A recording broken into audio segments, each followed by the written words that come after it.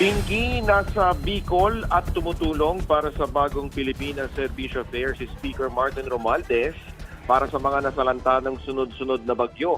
Sing-anghang ng silirin ang kanyang hamon sa pangalawang Pangulo para humarap sa House Committee on Good Government and Public Accountability.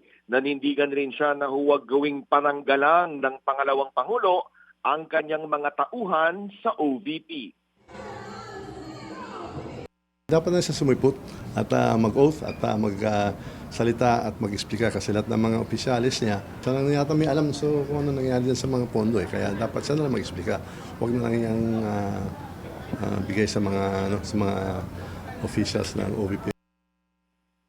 Sa Lunes, nakatakda ang susunod na pagdinig sa Kamara kaugnay sa paggasta ng OVP at DepEd sa ilalim ni VP Sara. Pinky. Sandro, bakit daw sa Lunes agad ang susunod na pagdinig?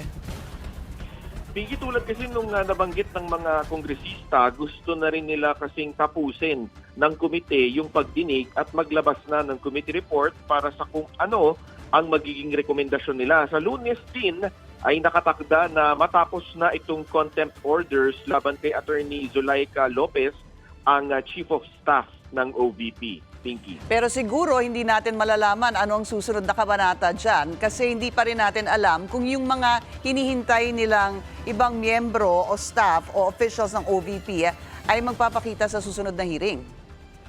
Tama. At saka ano pa ba yung pwede nilang gawin pagkatapos nilang makontempt nga? Kung patuloy na magtatago, ano yung susunod na hakbang ng mga kongresista, Pinky? Yan ang aabangan natin. Maraming salamat sa iyo, Sandro Ochoa.